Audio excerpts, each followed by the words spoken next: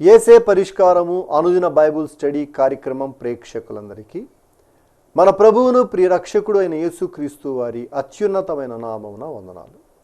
ప్రభువునందు ప్రియ దేవుని బిడ్డలారా, నేటి దినము డాక్టర్ కారుపాటి శ్యాన్సాగర్ గారి ద్వారా బైబుల్ స్టడీలోని వాక్య ధ్యానమును కీర్తనల గ్రంథము నుండి ధ్యానం చేసుకుందాం.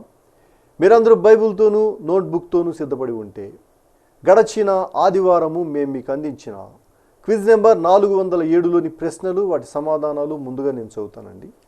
మీరు రాసిన సమాధానాలతో వాటిని సరిపోల్చుకోండి. క్విజ్ నెంబర్ 407 మొదటి ప్రశ్న. తనకు ఏవి త్రోవ చూపునని కీర్తనాకారుడు చెప్పెను. ఈ ప్రశ్నకు సమాధానము దేవుని వెలుగు, సత్యము. రెండో ప్రశ్న. హృదయ రహస్యములు ఎవరికి మాత్రమే తెలియును. ఈ ప్రశ్నకు సమాధానము దేవునికి మాత్రమే తెలియును. మూడో ప్రశ్న. దేవుడు దేనిని ప్రేమించును, దేనిని ద్వేషించును. ఈ ప్రశ్నకు సమాధానము నీతిని ప్రేమించి భక్తిహీనతను ద్వేషించును. నాలుగో ప్రశ్న. ఆపత్కాలములలో ఆయన నమ్ముకొనదగిన సహాయకుడు. రిఫరెన్సు వ్రాయండి. ఈ ప్రశ్నకు సమాధానము కీర్తనల గ్రంథము 46వ అధ్యాయము 1వ వచనము. ఐదో ప్రశ్న. యెహోవా దేనికి మహారాజయ్యున్నాడు. ఈ ప్రశ్నకు సమాధానము సర్వభూమికి. అలాగే క్విజ్ నెంబర్ 408లోని ప్రశ్న కూడా నేను చదువుతున్నానండి, తొందరగా వ్రాసుకోవడానికి ప్రయత్నం చేయండి. ఈ క్విజ్ నెంబర్ 408, 48, 49, 50, 51, 52 కీర్తనల మధ్య ఇవ్వబడిన ప్రశ్నలు. మొదటి ప్రశ్న. దేవుడు మనలను ఎప్పటి వరకు నడిపించును. దేవుడు మనలను ఎప్పటి వరకు నడిపించును. రెండో ప్రశ్న. బుద్ధిహీనులు ఎవరిని పోలి ఉన్నారు. బుద్ధిహీనులు ఎవరిని పోలి ఉన్నారు. మూడో ప్రశ్న. ఆపత్కాలమున నీవు నన్ను గూర్చి మొర్రపెట్టుము, నేను నిన్ను విడిపించెదను. రిఫరెన్సు వ్రాయండి. ఆపత్కాలమున నీవు నన్ను గూర్చి మొర్రపెట్టుము, నేను నిన్ను విడిపించెదను. రిఫరెన్సు వ్రాయండి. నాలుగో ప్రశ్న. దేవుడు దేనిని అలక్ష్యము చేయడు. దేవుడు దేనిని అలక్ష్యము చేయుడు. ఆఖరి ప్రశ్న, ఐదో ప్రశ్న. దేవుని మందిరములో కీర్తనాకారుడు దేనివలే ఉన్నాడు. దేవుని మందిరములో కీర్తనాకారుడు దేనివలే ఉన్నాడు. ఈ 5 ప్రశ్నలకు సరైన సమాధానాలు రాసి వచ్చే శనివారంలోగా మా కార్యాలయానికి పంపించండి. మీ పేరు, అడ్రస్సు రాయటం మర్చిపోకండి. క్విజ్ రాసే ప్రేక్షకులు 3 విషయాలు జ్ఞాపకం ఉంచుకోవాలి. మీరు క్విజ్ రాసే పోస్ట్ కార్డు ముందు భాగంలో మీ ప్రార్థన మనవులు రాయాలి. వెనక భాగంలో ఖాళీ ప్రదేశంలో పైన క్విజ్ నెంబరు, క్రింద 5 ప్రశ్నలకు సమాధానాలు రాయాలి. అడ్రస్ విభాగంలో డాక్టర్ కారుపాటి శ్యాన్సాగర్ గారు, యేసే పరిష్కారము, వేదరాజు సినిమా హాలు వద్ద, పత్తేబాద, ఏలూరు అని వ్రాయటం మర్చిపోకండి. క్విజ్ నెంబర్ 407కు మాకు సమాధానాలు రాసిన వారు ఏలూరు పత్తేబాద నుండి వై సరోజిని, బాలయోగి వంతెన నుండి జె స్వర్ణ, ఇజ్రాయెల్పేట నుండి డి నిర్మల, బి రాహేలమ్మ, పత్తేబాద నుండి సిహెచ్ విజయలక్ష్మి, లంకపేట నుంచి బి మరియమ్మ, ఏఆర్ లైన్స్ నుండి వి శిఖామణి, భారతి, జి అనీషా, శాస్త్రీనగర్ కాలనీ నుండి కొడవలి మోహన్ రావు, వెన్నవల్లివారిపేట నుండి బేతాళ దీవెనమ్మ. మీ అందరికీ యేసే పరిష్కారం కార్యాలయం తరపున ధన్యవాదాలు తెలియచేసుకుంటూ ఉన్నామండి. మీరందరూ సిద్ధపడి ఉంటే డాక్టర్ కారుపాటి శ్యాన్సాగర్ గారు ప్రార్థన చేసి ఈ దినపు వాక్య పరిచర్య చేస్తారు. ప్రభువునందు ప్రియ దేవుని బిడ్డలారా, నేటి దినం ఆదివారం, ప్రభువును ఆరాధించిన దినం. సంఘానికి వెళ్ళి ఈ ఉదయం ప్రభువును ఆరాధించి ఉంటారు మీరు. మరోసారి ప్రభువును ఆరాధిద్దాం. వాక్య ధ్యానంకు ముందుగా ఆరాధన చేద్దాం. మమ్మను మిక్కిలిగా ప్రేమిస్తున్న మా ప్రియ పరలోకపు తండ్రి, మీకు వందనాలు. మీరు మాకిచ్చిన రక్షణకై కృతజ్ఞతలు. మీ ప్రజలు రక్షించబడాలనే సంకల్పంతో జరుగుతున్న ఈ ప్రక్రియ, ఈ ప్రకటన ఆశీర్వాదకరంగా మార్చమని ప్రార్థిస్తున్నాం. ప్రత్యేకంగా ఎపిసోడ్ సహకారులను పంపించండి ప్రభు. క్విజ్ రాసిన వారిని దీవించండి. మా రక్షకుడైన యేసునామములో వేడుతున్నాము తండ్రి, ఆమేన్. ప్రభువునందు ప్రియా దేవుని బిడ్డలారా, దయచేసి మీ పరిశుద్ధ బైబిల్ గ్రంథాన్ని తెరవండి. కీర్తనల గ్రంథము 3వ స్కందము 78వ సంకీర్తనలో 7వ వర్తమానముగా 52వ వచనాన్ని మనం ధ్యానం చేద్దాం. అయితే గొర్రెల వలె ఆయన తన ప్రజలను తోడుకొని పోయెను. ఒకడు మందను నడిపించున్నట్లు అరణ్యములో ఆయన వారిని నడిపించెను. ఇశ్రాయేలు జనాంగాన్ని మోషే నాయకత్వంలో ఐగుప్తు నుంచి విమోచించిన దేవుడు ఏ విధంగా నడిపించారు అనగా, గొర్రెల మందను నడిపించినట్లు నడిపించారు. తన ప్రజలను ఆయన గొర్రెలను తోడుకొని పోయినట్లు తోడుకొని పోయాడు. ఇక్కడ కాపరి గొర్రెలు అనే అంశం ప్రస్తావనలోనికి వచ్చింది. యోహాను సువార్త 10వ అధ్యాయములో యేసుక్రీస్తు ప్రభువారు చెప్పినటువంటి మాట, గొర్రెలు పోవు ద్వారమును నేనే, నేను గొర్రెలకు మంచి కాపరిని. 11వ వచనం అంటాడు, నేను గొర్రెలకు మంచి కాపరిని, మంచి కాపరి గొర్రెల కొరకు తన ప్రాణము పెట్టును. నా గొర్రెలు నా స్వరము వినును, నేను వాటిని పేర్లు పెట్టి పిలిచెదను. మరియు సొంత గొర్రెలన్నింటినీ వెలుపడికి నడిపించున్నప్పుడల్లా వాటికి ముందుగా నడుచును. నా గొర్రెలు నా స్వరము వినును, అన్యుని స్వరము అవి ఎరుగవు. ఇక్కడ దేవుడు తాను ముందుండి నడిపిస్తున్నాడు. గొర్రెల కాపరికి పశువుల కాపరికి ఉన్న వ్యత్యాసం, గొర్రెల కాపరి ముందుండి నడిపిస్తాడు, పశువుల కాపరి వెనకుండి నడిపిస్తాడు. గేదెలు తోలుతున్నవాడు వెనక నుండి తోలుతాడు, గొర్రెలను లీడ్ చేస్తున్నవాడు, నడిపిస్తున్నవాడు ముందుండి నడిపిస్తాడు. అది వ్యత్యాసం. పశువుల కాపరికి గొర్రెల కాపరికి ఉన్న వ్యత్యాసం, గొర్రెల కాపరి ముందుంటాడు, పశువుల కాపరి వెనకాలంటాడు. కనుక కాపరి వెనకున్నాడు అంటే అవి గొర్రెలు కాదు, పశువులు అన్నమాట. అర్థమవుతోందా? గొర్రెల కాపరి ముందుంటాడు. యేసుక్రీస్తు ప్రభువు కూడాను గొర్రెలకు మంచి కాపరి, ఆయన ముందుండి నడిపించేవాడు.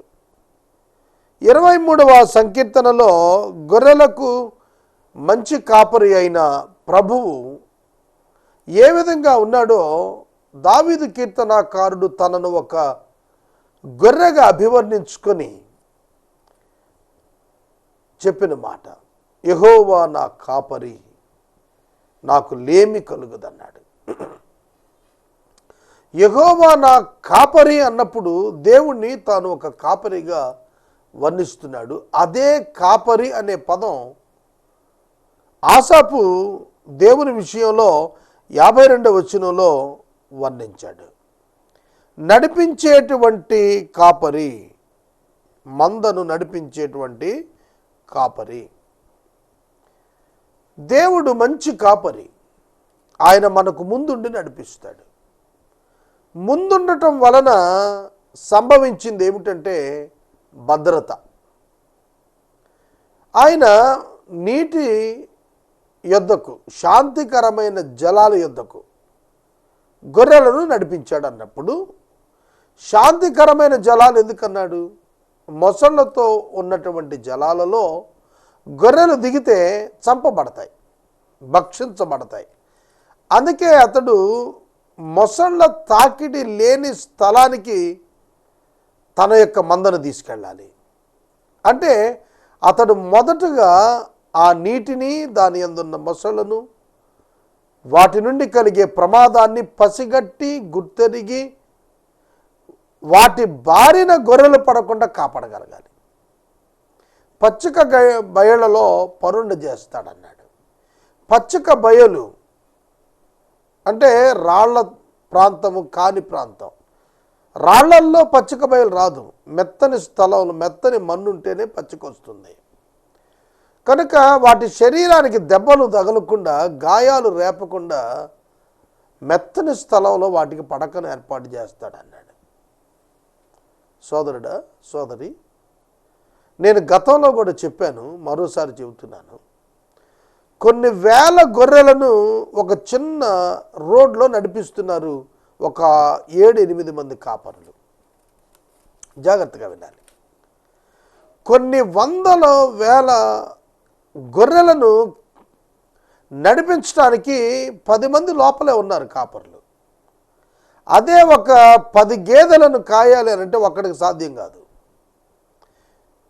గేదెలు పశువులు, గొర్రెలు వేరు, గేదెలు వేరు.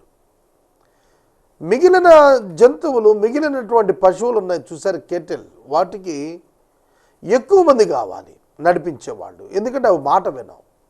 కానీ గొర్రెలు తమ కాపర మీద ఆధారపడతాయి. తమ సొంత బుద్ధిని వాడవు. కాపరి యొక్క నడిపింపు ప్రకారం వెళ్ళిపోతూ ఉంటాయి.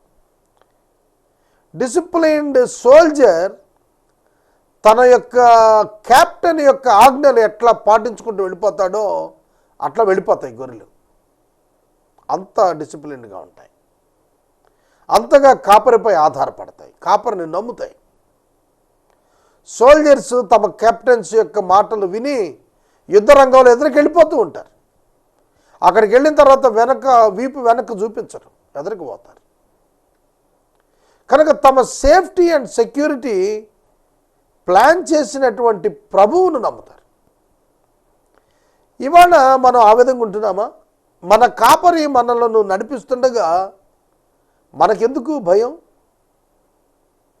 భయపడాల్సిన పని లేదు. పరిస్థితులన్నీ ముందస్తుగా సర్వజ్ఞానములో ఎరిగిన దేవుడు క్రైస్తవ సంఘాన్ని అనుకూల ప్రతికూల పరిస్థితుల మధ్య గుండా తీసుకెళ్తున్నప్పుడు ఆయన ముందుంటాడు. ఈ సత్యాన్ని మనం గుర్తెరగాలి. ఎవ్వరూ భయపడక్కర్లేదు శత్రువు గురించి, ఎవరూ భయపడక్కర్లేదు శత్రువు యొక్క శక్తిని గురించి. ఎందుకనగా దేవుడు కాపరిగా ఉన్నాడు, దేవుడు ముందుగుండి నడిపిస్తాడు. మొసళ్ళు సవాలు చేస్తూ ఉంటాయి నీటిలో ఉండి, మీరు దిగితే మిమ్మల్ని చంపుతామని. మొసళ్ళను తప్పించేది కాపరే. కనుక ఒక గొర్రెకు కాపరి ఎంత భద్రతనిస్తాడంటే తన ప్రాణము కంటే గొర్రె ప్రాణాన్ని ఎక్కువగా ఎంచుతాడు. 99 గొర్రెలు మార్గంలో ఉన్న వాటిని విడిచి తప్పిపోయిన ఆ ఒక్క గొర్రె కొరకు దీపం తీసుకుని రాత్రిపూట వెతికి దాన్ని రక్షిస్తాడు.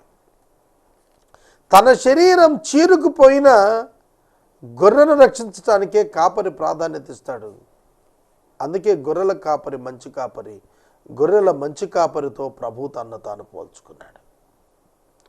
గొర్రె తన భద్రత, తన ఆహారము, తన యొక్క వసతి, తన యొక్క సమస్తము కాపరిపై ఆశ పెట్టుకుని ఉంటుంది. ఒక ఆయన నన్ను ఒక మాట అడిగాడు. ఒక బ్రిడ్జ్ మీద 100 గొర్రెలు వెళుతున్నాయి. సడన్గా ఎదుటి నుంచి ఒక వాహనం వచ్చింది. ఒక గొర్రె భయపడి దూకింది. ఇంకా ఎన్ని గొర్రెలు ఆ బ్రిడ్జ్ మీద ఉంటాయని అడిగాడు నన్ను. నేను అన్నాను 99 ఉంటాయి అన్నాను. ఆయన నవ్వి, నీకు గొర్రెల సైకాలజీ తెలిసినట్లేదు, ఒక్కటి కూడా ఉండదు, ఒకటి దూకితే మిగతా దూకేస్తాయి అన్నాడు. కనుక కాపరిని వెంబడిస్తున్న మొదటి గొర్రె ఎంత నమ్మకంగా వెంబడిస్తుందో చూచుకున్న వెనకాల గొర్రెలు అలా గొర్రెల మంద వెళ్ళిపోతూ ఉంటాయి. గొర్రెల మంద తన ఎదుట ఉన్న గొర్రెను ఫాలో అయిపోతుంది. అంత బ్లైండ్ ఫెయిత్ వాటికి ఉంటుంది. అందుకనే గొర్రెలతో పోల్చాడు. దేవుడు కూడా సృష్టిలో కొన్ని జంతువులను సృష్టించినప్పుడు విశ్వాసులకు మాదిరిగా కొన్ని విషయాలు నేర్పించాడు. వాటి యందు ఉంచాడు కొన్ని లక్షణాలు. చూడండి, కొన్ని లక్షణాలు కొన్ని జీవులకు ఉంటాయి. 102వ సంకీర్తనలో కీర్తనాకారుడు అంటాడు, నేను గూడబాతు వలె ఉన్నాను, ఇంటి మీద ఉన్న పగిడి కంటి వలె ఉన్నాను, ఒంటరిగా ఉన్నాను అని అంటాడు. అంటే కొన్ని లక్షణాలు కొన్ని పక్షులకు కొన్ని జంతువులకు ఉంటాయి. అవి మనుషులకు వివిధ కండిషన్స్లో అప్లై చేసుకోవడానికి వీలుగా ఉండేట్టుగా ఉంటాయి. క్రూరత్వానికి వచ్చేటప్పటికి చిరుతపులి వేటాడుతుంది, దాని లక్షణం అది. చిరుత లాంటి వాడంటే వేటాడి పగ తీర్చుకునేవాడని అర్థమవుతుందా?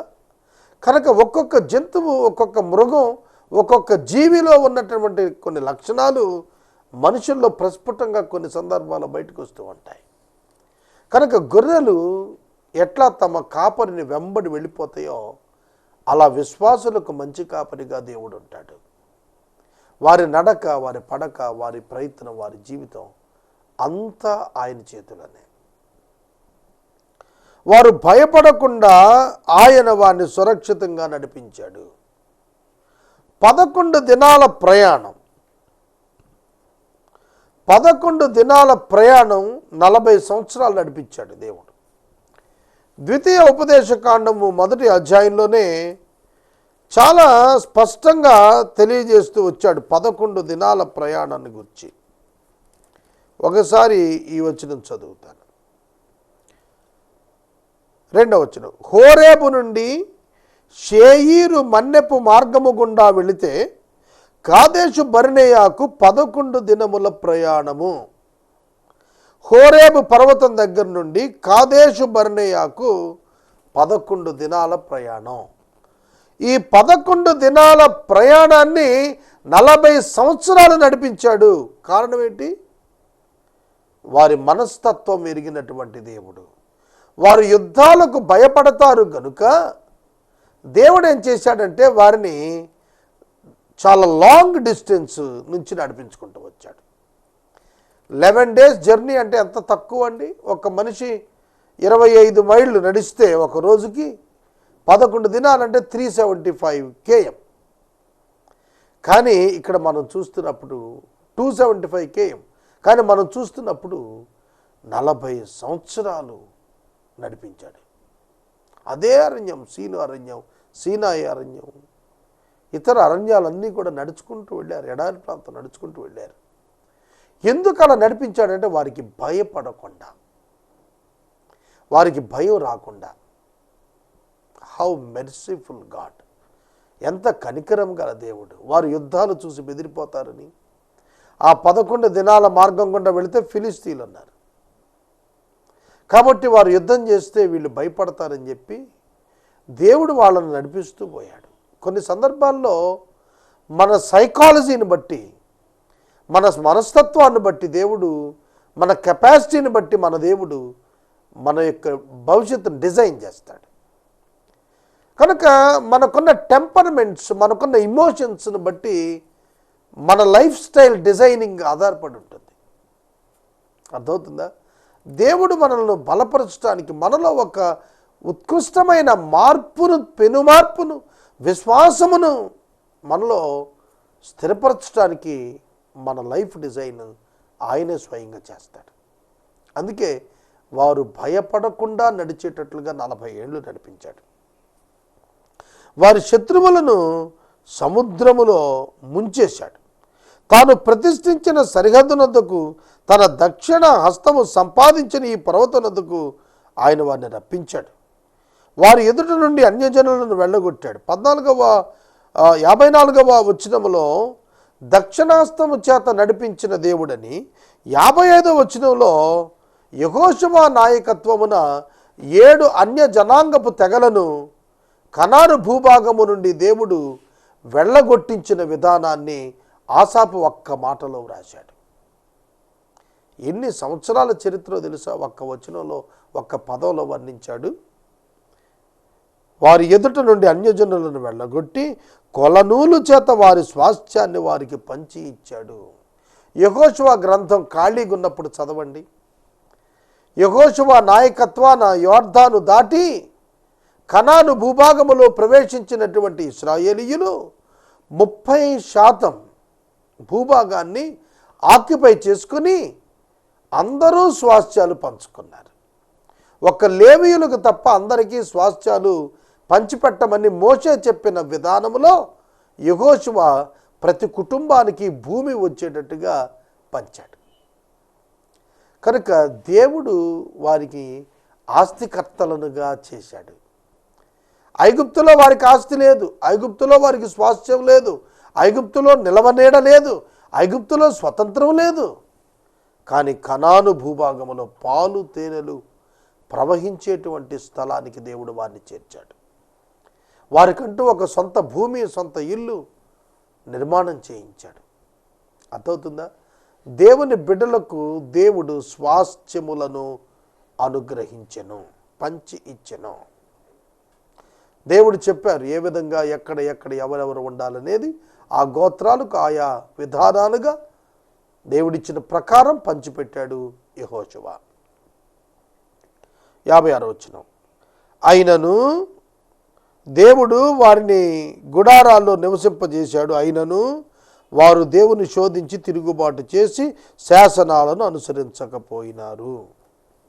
దేవుని శోధించారు, శాసనాలను ధిక్కరించారు, దేవునికి తిరుగుబాటు చేశారు.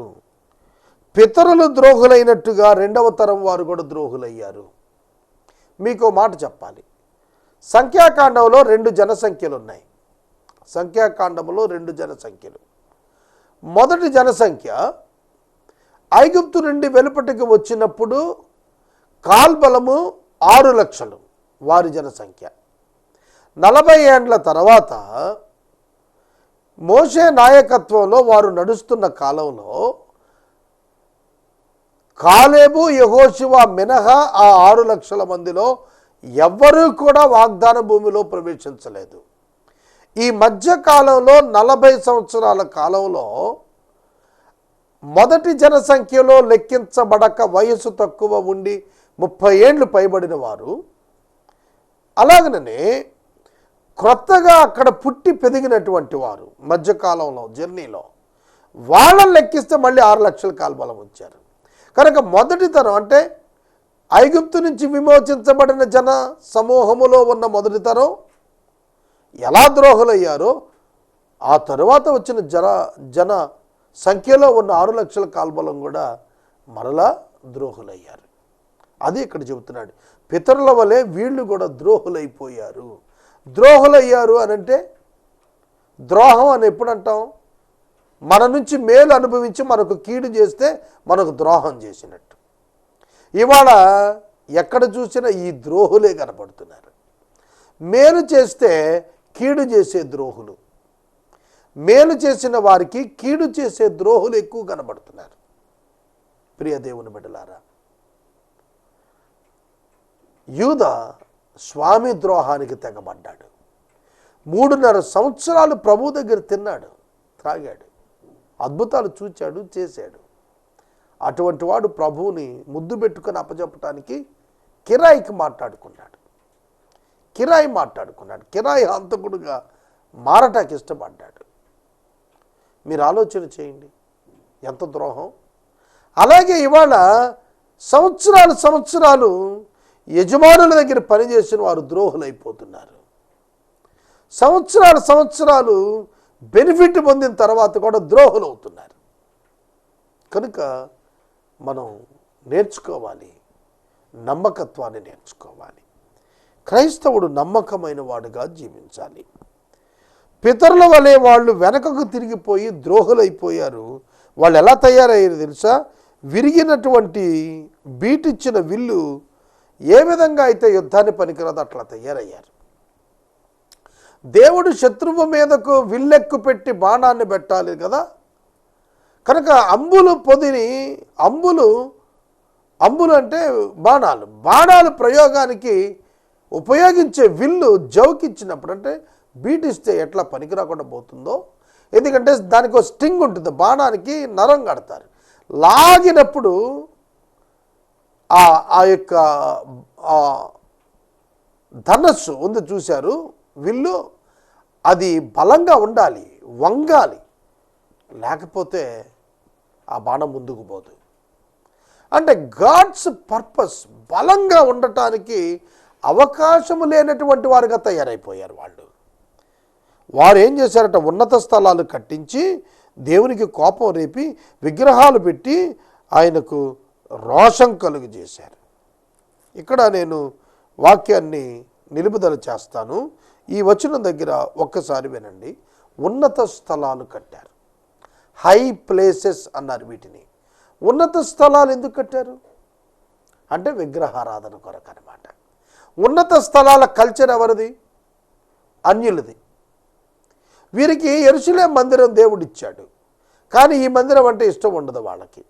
వీరికి ఇప్పుడు ఈ ఐగుప్తు నుంచి వచ్చిన వారికైతే కొన్ని ఆశ్రయపురాలు ఇచ్చాడు, కొంత ప్రత్యక్ష గుడారం వారి మధ్యనే ఉన్నది, షిలోహు దేవాలయంగా ఉంది. కానీ వారు షిలోహును విడిచి వారు ఉన్నత స్థలాలు ఏర్పరచుకొని అక్కడ విగ్రహాలు ఏర్పరచుకొని అన్యదేవతల వలె యెహోవాను కూడాను ఒక విగ్రహంగా మార్చుకుని పూజించే ప్రయత్నం చేశారు.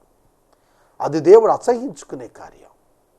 ఉన్నత స్థలాలు కట్టారు, అవి దేవునికి ఇష్టం లేదు. దేవుని స్థానాన్ని దేవునికి ఇవ్వకుండా మరి దేనికిచ్చినా కూడా దేవుడు ఒప్పుకునేవాడు కాడనమాట. కనుక ఆయనకు రోషం పుట్టించారు.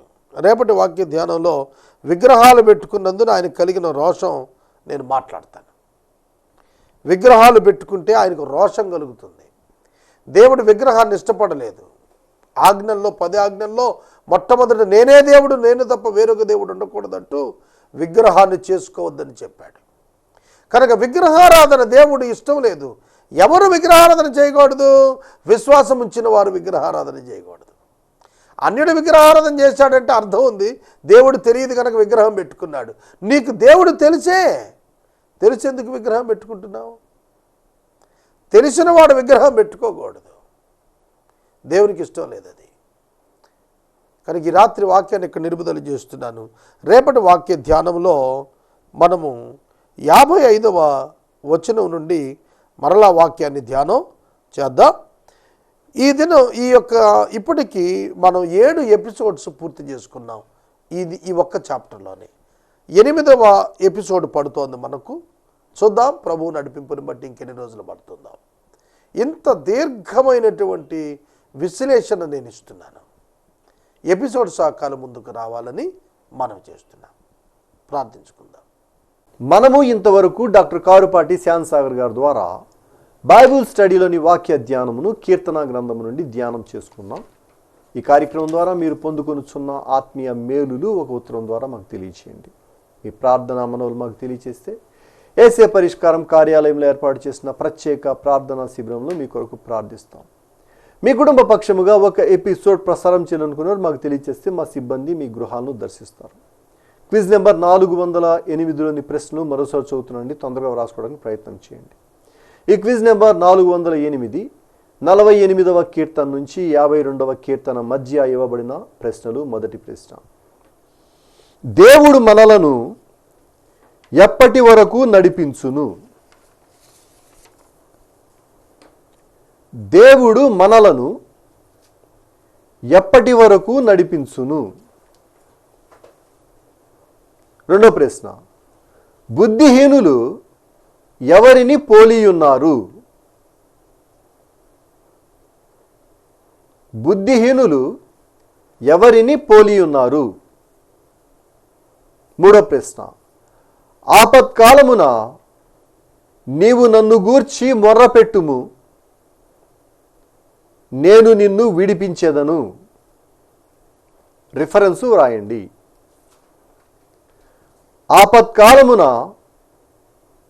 నీవు నన్ను గూర్చి మొర్రపెట్టుము, నేను నిన్ను విడిపించెదను. రిఫరెన్సు వ్రాయండి. నాలుగో ప్రశ్న, దేవుడు దేనిని అలక్ష్యము చేయడు? దేవుడు దేనిని అలక్ష్యము చేయడు? ఆఖరి ప్రశ్న, ఐదో ప్రశ్న, దేవుని మందిరములో కీర్తనకారుడు దేని వలె ఉన్నాడు? దేవుని మందిరములో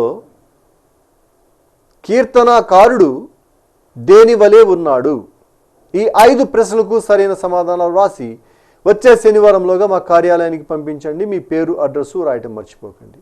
ముగింపు ప్రార్థన, ఆశీర్వాదాలతో ఈ కార్యక్రమాన్ని ముగించుకుందాం. ప్రార్థన. మమ్మల్ని మిక్కిలిగా ప్రేమిస్తున్న మా తండ్రి వందనాలు. వాక్యం విన్నబిడ్డలను దీవించండి.